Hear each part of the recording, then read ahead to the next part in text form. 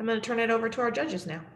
Great, thanks, Jenna. Hello, New Mexico. Welcome to the national finals and congrats on being here.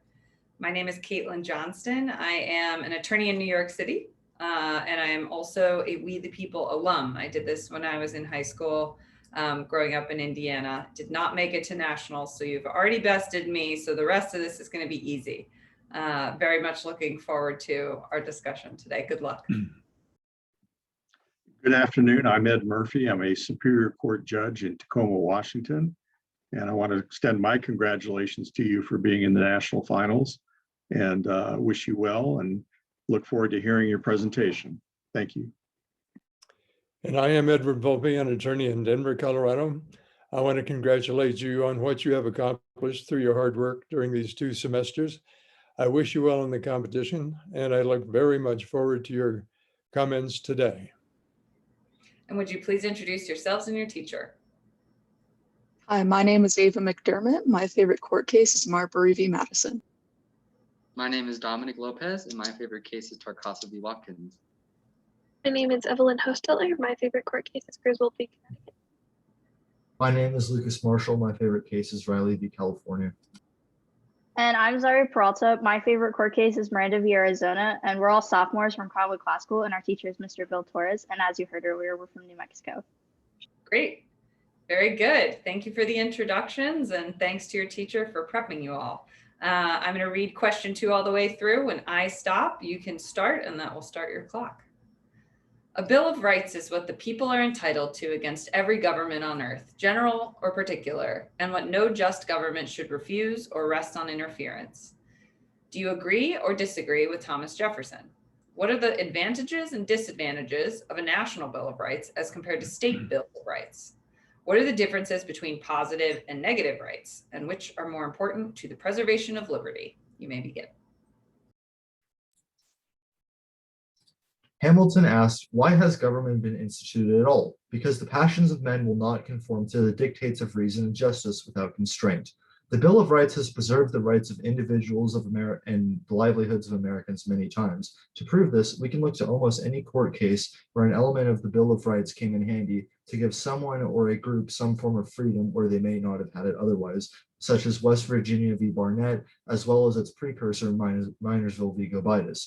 When both eventually made their way to court, the Supreme Court decided in favor of Barnett on the basis of First Amendment rights provided to Americans by the Bill of Rights. Another example comes in the form of Atkins v. Virginia, an Eighth Amendment case regarding the death penalty, where it was decided that sentencing mentally ill people to death would be a violation of the Eighth.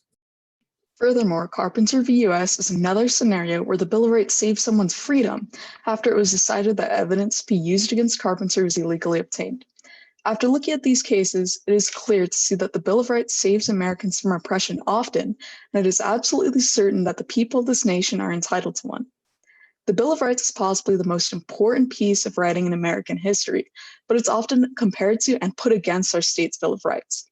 In reality, all of these documents are supposed to come together to create an efficient system between both federal and state powers. Brown v. Board 2 proved this when the court delegated the feds to enforce its decision with, quote, deliberate speed. A broad national Bill of Rights worked well to fix urgent issues quickly. However, a state's Bill of Rights allows the government to be more specific to an area's certain needs. For example, the state case is New Mexico v. Kevin Crane and California v. Warren. Both cases have to do with the Fourth Amendment and the constitutionality of searching a garbage can without a warrant. In these cases, the garbage cans were both readily available. The Annam court sided with Kevin, while California ruled against Warren. This is despite the fact that both states' search and seizure amendments are very similar to each other and to that of the Fourth Amendment. Another similar case was debated on the federal level, California v. Greenwood, where a garbage can was searched on Greenwood's curbside, which was readily available. This demonstrates how the federal and state governments sometimes differ and coincide on their interpretation of the Bill of Rights as pertaining to its sector. These advantages and differences were purposely engineered into our government to force the federal and state powers to be balanced. This is apparent with the 10th and 14th Amendments establishing a strong relationship between the National Bill of Rights and state powers. Each core in essence is free to be its own laboratory of democracy, catering to its environment and its people. Dr. Ian Scoble described the difference between positive and negative rights. Quote, fundamentally, positive rights require others to abstain from interfering with your actions, whereas a negative right, on the other hand, only requires others to, totally messed up.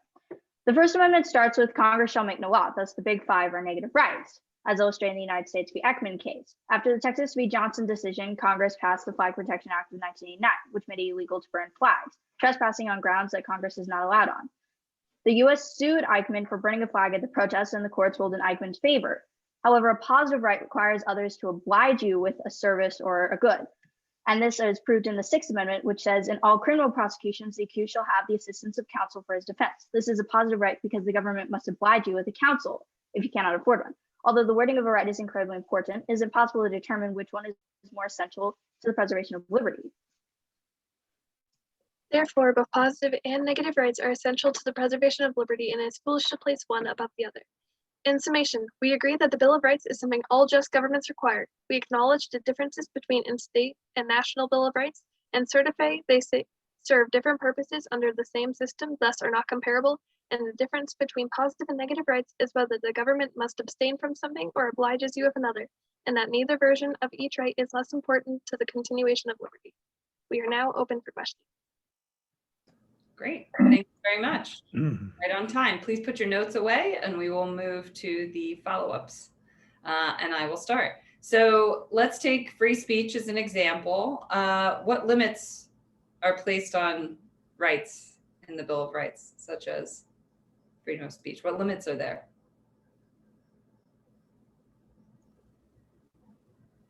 There are limits such as place and time and manner, because government, although it cannot control the message being presented by protesters, it can limit, for example, the normally given example of you cannot shout fire in a movie theater.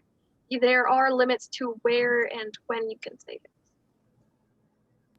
There's also limits on whether you're inciting violence, but those ones have to be based on probable cause and at a certain time. Thank you. There are also limits regarding speech whenever it comes to defamation and libel, in which someone's reputation can be considerably tarnished. So really, we for sure have a right to speech, but there are some limits that we do need to consider, although there are very few limits. Great, thank you. Also, regarding to like the Fourth Amendment, because we've been talking about speech mostly as of now, but I feel like, you know, probable cause to look, like for example, if you were in a car and they obviously saw drugs in your car, then they would be allowed to go inside your car because they have probable cause to look. Or, you know, there's exemptions where you don't need warrants, which is very essential to the Fourth Amendment and privacy as a whole.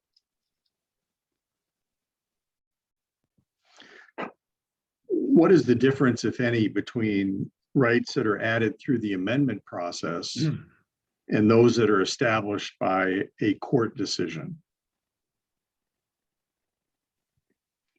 Well, that goes back to judicial review and like judicial power, I guess, in a sense, which is heavily controversial. And the main difference is that those that are established by amendments are voted on by people that are elected by the people of the United States, Congress, which means that in some ways they can be more representative, whereas a judicial branch is selected by the president, which is elected by the people, but there is still a much bigger disconnect between those in comparison to senators and representatives. Can positive and negative rights come into conflict, such as the duty to give up personal freedom to serve the common good? And I'm thinking of the military draft.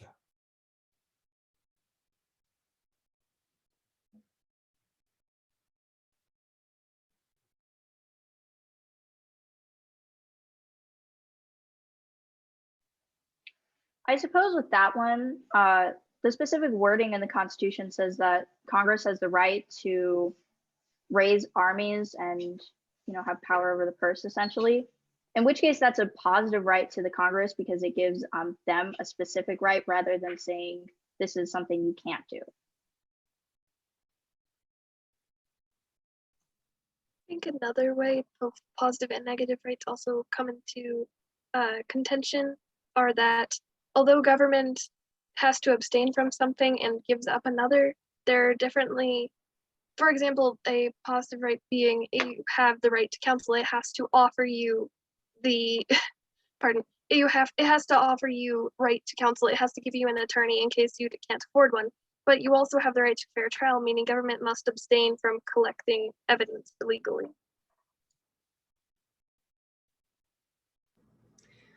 Great. What circumstances, if any, would cause someone to lose the rights that the Bill of Rights affords them, or any rights that they have in the Constitution? How can those be lost if they can't be?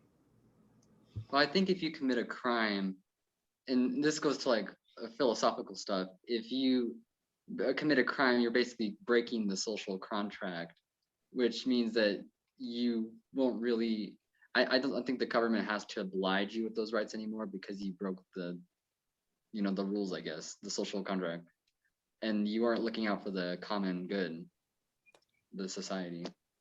Should all of your rights be taken away if you commit a crime?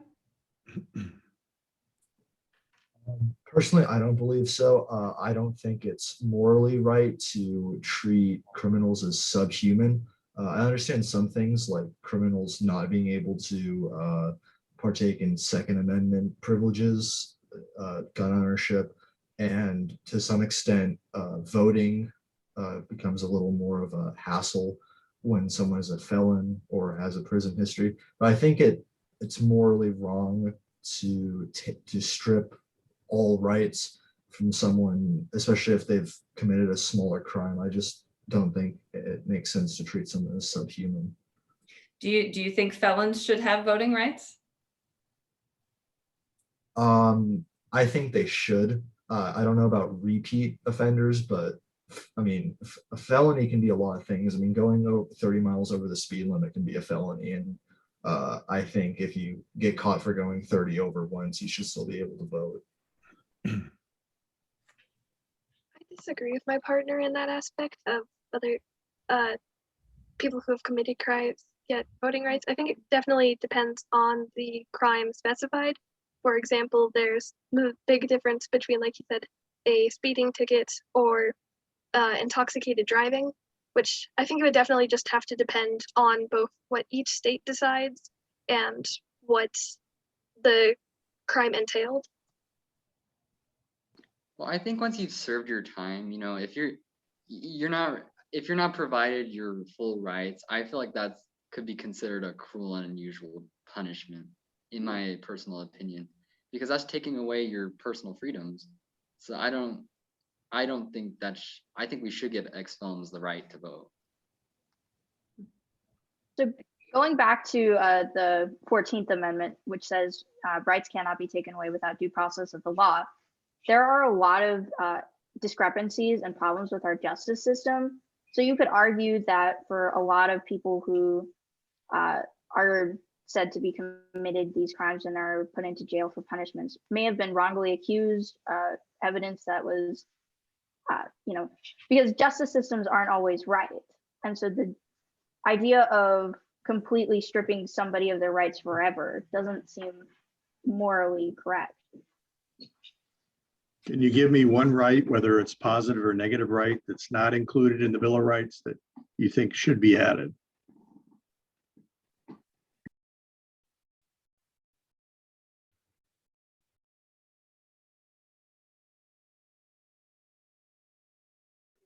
I think that a right that should be added in the Bill of Rights is a right to an education. I know our first question kind of dealt with this, but regarding the second question, the right to an education is very, very powerful. Mandela spoke to the importance of education. So whenever we fully guarantee everyone in this country a right to education, we're going to help our economy, and we're just going to help the quality of life of this entire country. Great. Thank you very much. You are saved by the bell. Everyone can take a deep breath, breathe a sigh of relief. You're done. Great job. This is a big question. It's very broad. There are lots of different things that we could throw at you in the follow-ups, and you kind of have to be prepared for any of it. So you all did a really good job taking on all of the questions that came from all different angles. I thought it was interesting. You chose not to take a position in your prepared remarks on whether which is more important to the preservation of liberty. And that's a risky move, because you at least want to make sure you've teased out the pros and cons of both and made sure that you bring the judge to your conclusion of this is how we arrived in deadlock. That's pretty hard to do in 4 minutes when you're already covering the other things you're covering. So I think that's probably why a lot of groups end up taking a position. So just something to think about there. I will say, in response to my first question, you got the limitations that I was looking for. And Dominic, I loved, you just decided you were going to change the narrative, and you're like, I want to talk about the Fourth Amendment. And you used a good opportunity to show us something that you know, right? And use up your airtime to bring a different issue to the forefront. I also loved your answer to my second question, and how you all analyzed it differently. You could have mentioned the Eighth Amendment as a protection that prisoners do not lose once they've committed a crime, Lucas. But your response on Second Amendment and voting, I mean, those are the big ones that everyone's talking about. So, and I wanted to go talk about voting anyway, which is why I give the follow-up. So I thought you led me right into where I was going. So very good job. You all contributed well to the team. So I want to start off by saying, wow, you're all sophomores. And it was really an amazing performance by those that are as young as you are. And I would just encourage you to be very kind to your teacher so that they will continue in this program, and that you'll be able to grow in this program, because the sky's the limit for you. Sophomores, and here you are in the national finals. So that's really quite a compliment to you and to your teacher and everybody that's helped you throughout this process. So one suggestion I would make is, when you in your introduction, we don't want to drag those out for very long, but if you're going to tell us what your favorite Supreme Court case is, give us a couple of words about why you like that Supreme Court case, because we can guess why it might be, but I'd really like to hear. My favorite Supreme Court case is Miranda versus Arizona, because whatever. So just that's just a suggestion as you go along. But this is a tough question. There's a lot in there. It's not really focused specifically on one particular amendment or one portion of an amendment.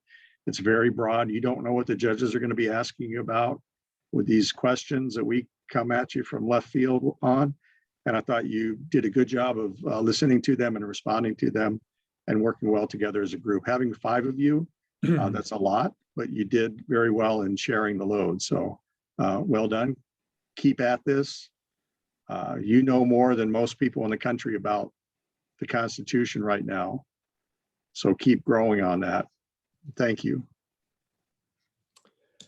I echo the comments of my fellow judges. I was very impressed that a group of sophomores could do what you just did.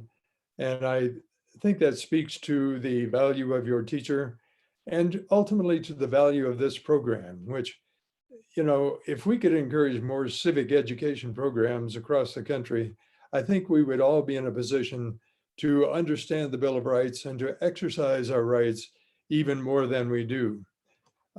With regard to your presentation, I thought you got into an area that I've been thinking about when you cited Carpenter versus US and the requirement of a warrant to locate individuals according to their cell pings that are gathered by their communication system. I thought you did a good job of bringing up Brown v. Board. You listed a number of the regulations with regard to freedom of speech. you brought up the case of Shank. I would point out that the judge in that case said you can't falsely shout fire in a crowded theater. He certainly didn't say what you could do if there was actually a fire. But as long as you understand that it was falsely, I congratulate you.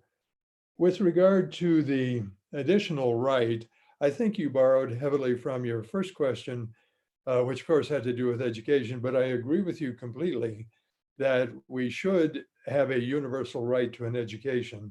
And the idea that the different states can differently fund education, even though every state provides for a system of education, it is not totally universal. And a lot of the state constitutions, as you probably learned on the first question, prohibit funding for religious schools. That's an express statement in a variety of state constitutions. With regard to the different rights that you have talked about, of course, you referred to the Fourth Amendment in terms of privacy. You refer to the Fifth Amendment in terms of right to counsel. And you're right, these are things that the government must give you. And under those circumstances, that becomes a positive right. But one of the things that impressed me about your presentation is I really felt like you were speaking from the heart. I was listening to the honest opinions of a group of individuals who are going to become voting citizens, already citizens, but you're going to be part of our future government, part of our future society, and listening to how you reacted in terms of your personal feelings was very educational for me. Thank you for that. Thank you to your teacher for all the hard work that has undoubtedly been given to you in the course of your class. Thank you all for judging. We really appreciate it. Thank you.